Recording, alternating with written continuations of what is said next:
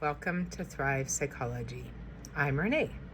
If you're new here, I'm a Canadian psychologist, and I'm here to help you understand how your thoughts shape your mental health. Today, we're tackling catastrophizing.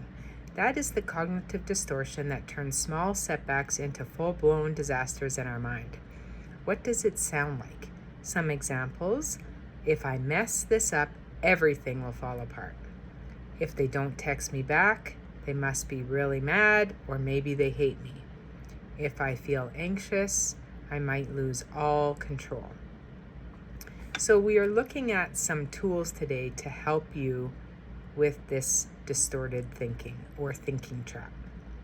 It is a common one. Unfortunately, I've been known to do this one as well.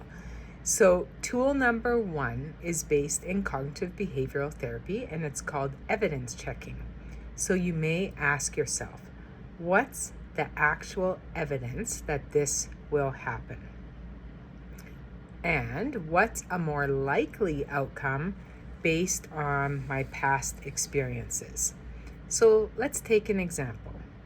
You might have a presentation coming up for work, and you might start to get nervous and think, if I mess up my presentation, I could lose my job. In that scenario, we want to pause and ask ourselves, have I messed up before? Did I lose my job that time? Has my boss told me, do I have some evidence that they'll fire me if I make this mistake? Probably not. The more balanced thought might be, I might fumble a little bit, but I've prepared well. I've made mistakes before and handled them. Tool number 2 is probability reappraisal.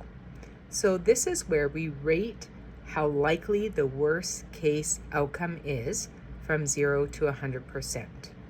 So we may think there's a 90% chance I'm going to fail this test. And then if we reappraise it with a more balanced view, we might realize, well, I've studied. Realistically, the chance is more like 20% or 30%.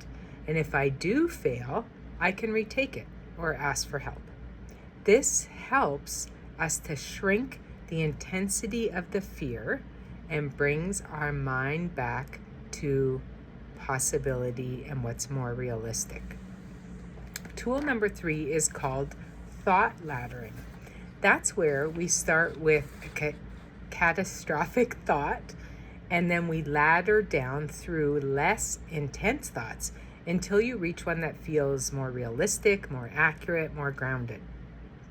So an example is at the top of the ladder, we might think, if I fail, I'll never succeed. But underneath that, we might realize if I fail, it'll be hard, but not the end of the world. And then we may realize I've struggled before and I've still made it through. And then we may get to one test doesn't define my future. And that thought may help us feel more grounded.